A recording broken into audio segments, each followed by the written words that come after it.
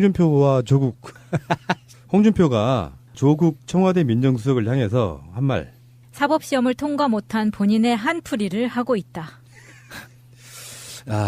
이게 지금 사법고시를 준비해보신 분들이 좀 나와가지고, 이야기를 해주시면 좋을 것 같은데, 오늘은 그런 분이 없으니까요. 네. 야수님은 사법고시 준비한 적 없죠? 없습니다. 마차님은 뭐 당연히 없고. 없는데 외무고시 준비하고 싶었는데 돈이 없어서 못했어요. 돈이 필요한 거예요, 그게? 그 학원비 엄청 들어요. 야, 돈 있는 사람만 출세하는 나라, 이거 잘못됐다. 근데 이게 그 홍준표의 이 발언을 뭔가 맞받아쳐서 코멘트를 하려니까 저 자체의 격이 너무 떨어진다는 기분이 들어가지고 너무 짜증이 나는 거예요, 이게. 좀 심하더라고요. 자, 그러니까 지금 그 사법시험을 통과 못한 한풀이 이게 말고 왜 그 말이 나왔는지 한번 볼게요. 일단은 검찰 권한 축소하고 국정원 대공수 사건 이관하고 하는 그 권력기관 개편안을 발표했었잖아요. 15일 날. 이때 홍준표가 한 말 중에 일부였는데 전체적인 맥락을 한번 볼게요. 청와대 조국인지 타국인지 나와서 설치고 있다. 사법시험을 통과 못했으면 그것으로 그만이지 권력기관을 개편하고 검찰의 힘을 빼고 있다. 측은하다. 미친 새끼예요. 진짜 아니 개새끼예요. 이게 그러면은 사법시험을 통과하지 못한 사람은 법이나 제도에 대해서 입도 뻥끗하지 말라는 거잖아요. 그러니까 조국 수석 자체가 사법시험을 한 번도 본 적이 없는 이유가 예. 법을 가르치는 학자로 남고 싶다가 이분의 일관된 생각이었어요. 그러니까 그 예전 조국 수석 인터뷰 기사를 보면 학생운동하는 과정을 쭉 지켜보면서 경찰과 법조인들이 정권에 불붙어서 어떻게 하는 거를 너무 자세히 봤기 때문에 자기는 저렇게 살아갈 자신이 없어서 사법고시를 보지 않기로 결심했다고 하더라고요. 그게 이제 조국 수석 입장에서는 포장된 발언이라고 하더라도 이게 홍준표가 그걸 가지고 딴짓을 거리는 아니죠. 그러니까 홍준표의 말의 핵심은 네.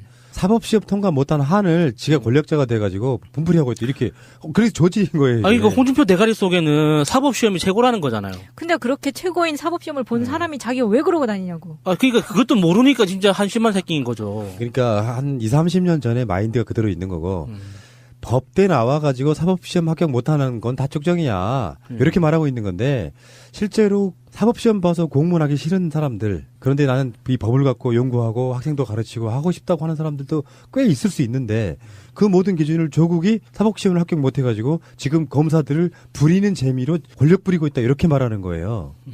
야, 정말 저질이다 진짜. 좀 심하네. 지 입장에서 자기 머릿속에는 대한민국의 신분 계층이 사법고시에 합격해서 검사를 해먹었던 사람, 아닌 사람 딱 둘로 나뉘는 거잖아요. 다시 또 예전에 안 좋은 기억이 또 떠오르네요. 그 개돼지 발언했던 그런 사고방식이 딱 드러나는 거예요. 완전 잡놈인 게요. 지금 제가 그 자료를 하나 갖고 왔는데 홍준표의 막말만 한번 볼게요. 작년 9월 15일부터 올해 1월 15일까지 홍준표의 막말만 보겠습니다. 다른 사람 다 빼고요. 2017년 9월 15일.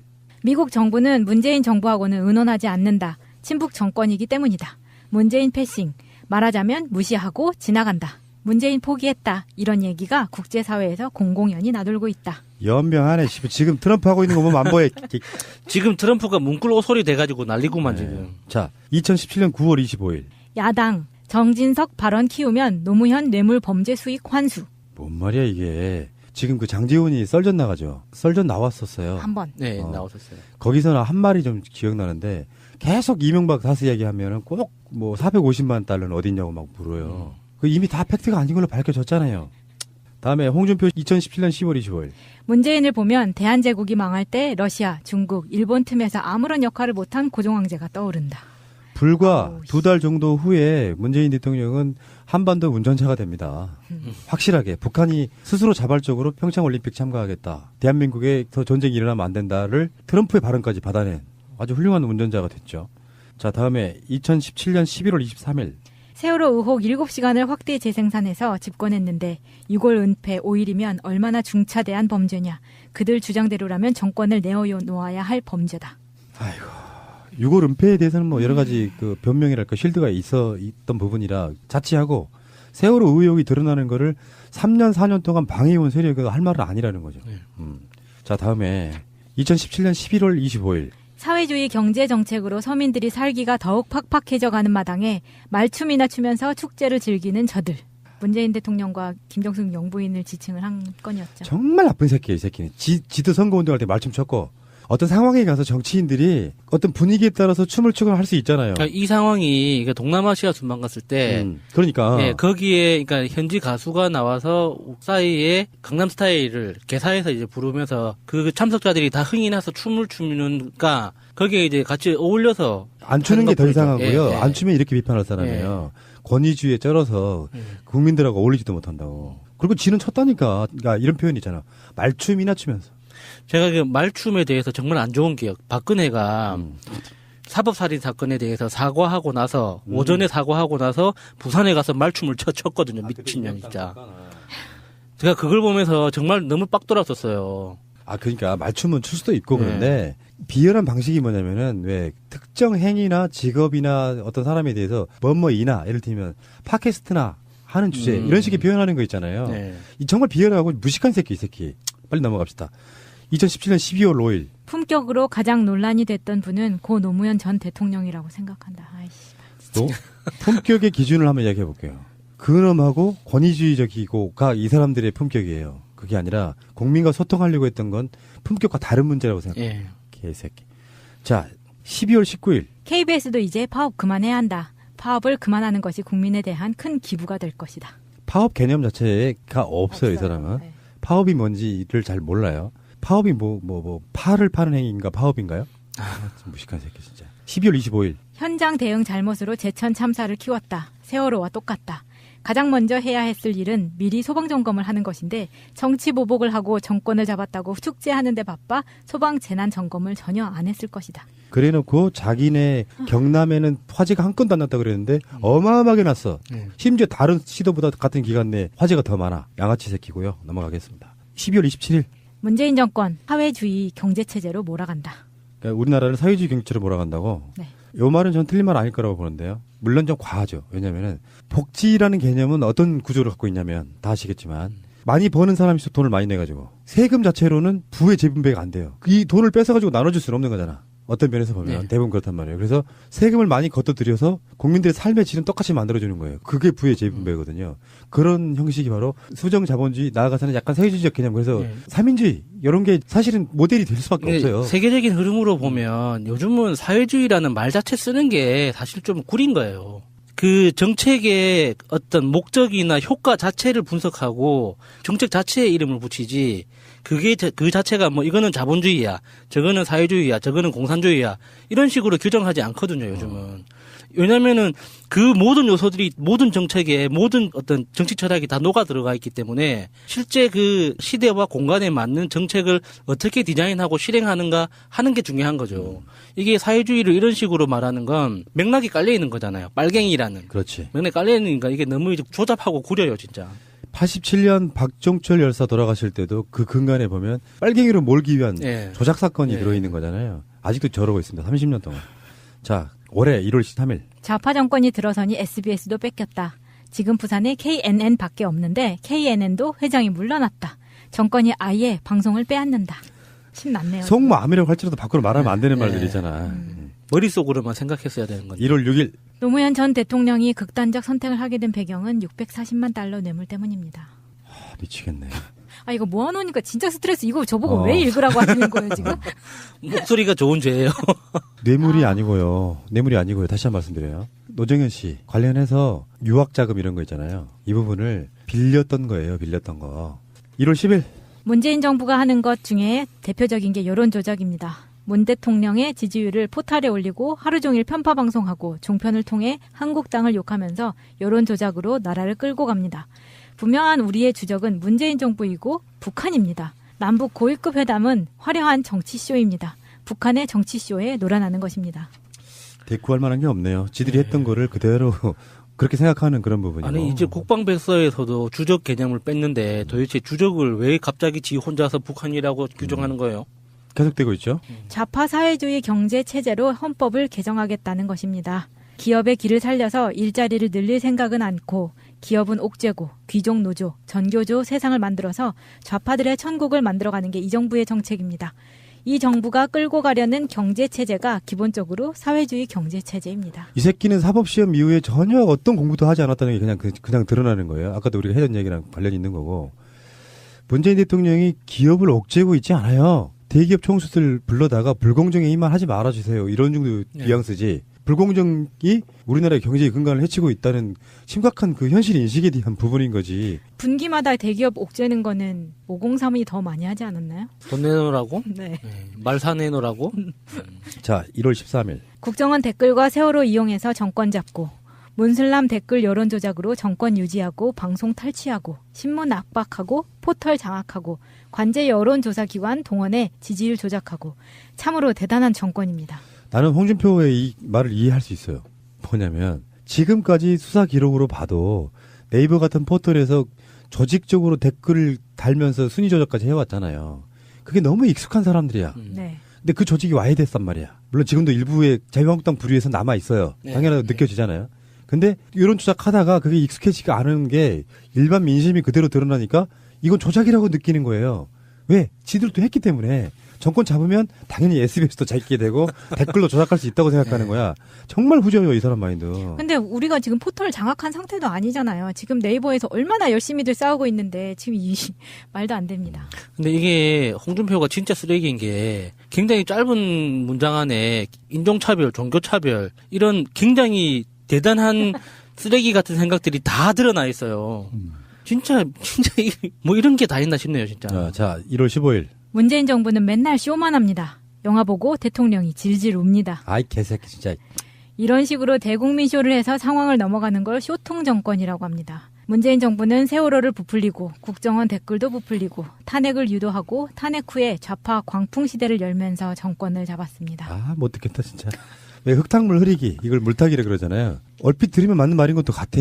근데 자세히 들어가 보면 그들이 해왔던 짓거리를 이쪽도 똑같이 하고 있다고 하는 정도밖에 없어요. 지금 내가 봤을 땐 그래요. 부풀리고 뭘 부풀렸다는 건데. 세월호를 부풀리고. 세월호를 부풀린 게 아니라 세월호를 계속 축소 은폐해왔지 이 사람들이. 자, 1월 15일. 우리가 하나가 돼서 사회주의 경제체제, 사회주의 국가로 만들려고 하는 좌파 문재인 정부를 척결해야 합니다. 이거는 지금 그 내란 음모 아닌가요? 이 사람 잡아가야 될 것 같은데. 아니 만약에 집권한 지 1년도 안 된 정권은 8개월 정도밖에 안 된 정권한테 만약에 그 사람들이 정권을 잡고 있는데 박근혜가 지금 집권한 지 한 8개월 됐는데 야당 인사가 특히 야당의 대표가 좌파 문재인 정부를 척결해야 된다 이렇게 말을 하면 어떡해요? 어떻게 됐을 것 같으세요? 국정원이 출동했겠죠. 아니 당연히 이건 내란 음모잖아. 척결이라는 게 뭐야? 없앤다는 뜻이잖아요. 네. 미친 새끼들이네. 다음. 현 정부는 세월호와 국가정보원 댓글 사건을 과대포장하고 침소봉대해서 집권한 정권입니다. 그냥 축소 은폐하고 조작하고 해서 지금까지 이 작업들을 해왔던 게 누구냐고. 국정원 댓글은 불법이고 문슬람 댓글은 적법합니까? 거짓말도 계속하면 참이 됩니다. 개벨스식 나라 운영입니다. 아 진짜 정말 듣기가 좀 힘드네.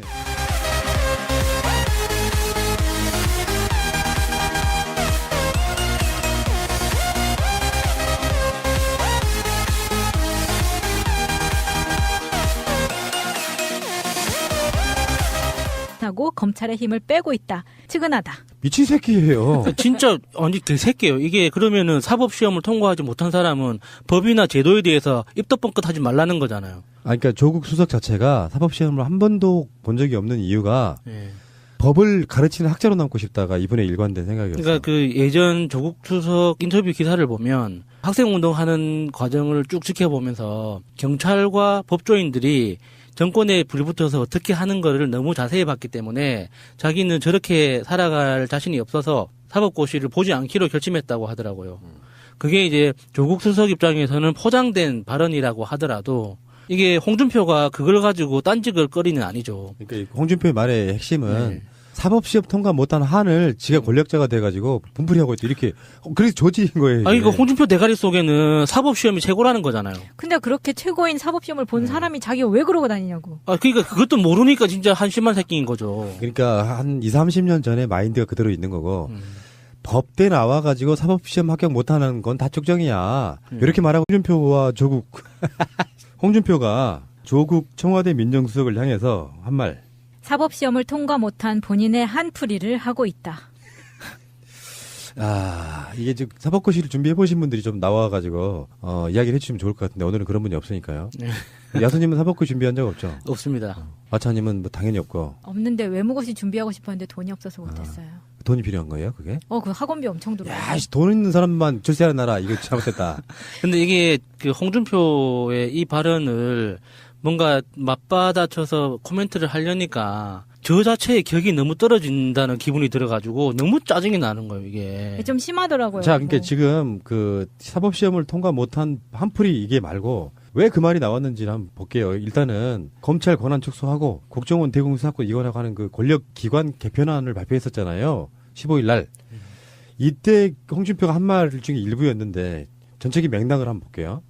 청와대 조국인지 타국인지 나와서 설치고 있다. 사법시험을 통과 못했으면 그것으로 그만이지 권력기관을 개편. 하고 있는 건데 실제로 사법시험 봐서 공무원하기 싫은 사람들, 그런데 나는 이 법을 갖고 연구하고 학생도 가르치고 하고 싶다고 하는 사람들도 꽤 있을 수 있는데 그 모든 기준을 조국이 사법시험을 합격 못해가지고 지금 검사들을 부리는 재미로 권력 부리고 있다 이렇게 말하는 거예요. 야, 정말 저질이다 진짜. 좀 심하네. 지 입장에서 자기 머릿속에는 대한민국의 신분 계층이 사법고시에 합격해서 검사를 해먹었던 사람, 아닌 사람 딱 둘로 나뉘는 거잖아요. 다시 또 예전에 안 좋은 기억이 또 떠오르네요. 그 개돼지 발언했던 그런 사고방식이 딱 드러나는 거예요. 네, 완전 잡놈인 게요. 지금 제가 그 자료를 하나 갖고 왔는데 홍준표의 막말만 한번 볼게요. 작년 9월 15일부터 올해 1월 15일까지 홍준표의 막말만 보겠습니다. 다른 사람 다 빼고요. 2017년 9월 15일. 미국 정부는 문재인 정부하고는 의논하지 않는다. 친북 정권이기 때문이다. 문재인 패싱. 말하자면 무시하고 지나간다. 문재인 포기했다. 이런 얘기가 국제사회에서 공공연히 나돌고 있다. 연병하네. 지금 트럼프 하고 있는 거 보면 안 보여. 지금 트럼프가 문구로 소리 돼가지고 난리구만 네. 지금. 자, 자, 다음에 2017년 11월 25일. 사회주의 경제 정책으로 서민들이 살기가 더욱 팍팍해져가는 마당에 말춤이나 추면서 축제를 즐기는 저들. 문재인 대통령과 김정숙 영부인을 지칭을 한 건이었죠. 정말 나쁜 새끼예요, 이 새끼는. 지도 선거운동할 때 말춤 췄고 어떤 상황에 가서 정치인들이 어떤 분위기에 따라서 춤을 추거나 할 수 있잖아요. 그러니까 이 상황이 동남아시아 순방 갔을 때 그러니까. 예, 거기에 그러니까 현지 가수가 나와서 사이에 강남스타일을 개사해서 이제 부르면서 그 참석자들이 다 흥이 나서 춤을 추니까 거기에 이제 같이 어울려서 안 추는 게 더 것뿐이죠. 이상하고요. 예, 예. 안 추면 이렇게 비판할 사람이에요. 권위주의에 쩔어서 국민들하고 어울리지도 못한다고. 그리고 지는 췄다니까. 그러니까 이런 표현이 있잖아. 말춤이나 추면서. 제가 그 말춤에 대해서 정말 안 좋은 기억. 박근혜가 사법살인 사건에 대해서 사과하고 나서 오전에 사과하고 나서 부산에 가서 말춤을 췄거든요. 미친년 진짜. 제가 그걸 보면서 정말 너무 빡 돌았었어요. 아, 그러니까 말춤은 출 수도 있고 그런데 비열한 방식이 뭐냐면은 왜 특정 행위나 7년 9월 25일. 야당 정진석 발언 키우면 노무현 뇌물 범죄 수익 환수. 뭔 말이야 이게. 지금 그 장재훈이 썰전 나가죠. 썰전 나왔었어요. 한 번. 네, 나오셨어요. 거기서는 한 말이 좀 기억나는데 계속 이명박 다스 이야기하면은 꼭 뭐 450만 달러는 어딨냐고 막 물어요. 그 이미 다 팩트가 아닌 걸로 밝혀졌잖아요. 다음에 홍준표 2017년 10월 25일. 문재인을 보면 대한제국이 망할 때 러시아, 중국, 일본 틈에서 아무런 역할을 못한 고종황제가 떠오른다. 불과 2달 정도 후에 문재인 대통령은 한반도 운전차가 됩니다. 확실하게 북한이 스스로 자발적으로 평창올림픽 참가하겠다. 대한민국에서 전쟁이 일어나면 안 된다를 트럼프의 발언까지 받아낸 아주 훌륭한 운전자가 됐죠. 자, 다음에 2017년 11월 23일. 세월호 의혹 7시간을 확대 재생산해서 집권했는데 6월 은폐 5일이면 얼마나 중차대한 범죄냐. 그들 주장대로라면 정권을 내어놓아야 할 범죄다. 아이고. 6월 은폐에 대해서는 뭐 여러 가지 그 변명이랄까 실드가 있던 부분이라 자치하고 세월호 의혹이 드러나는 거를 3년 4년 동안 방해해온 세력이 할 말은 아니라는 거죠.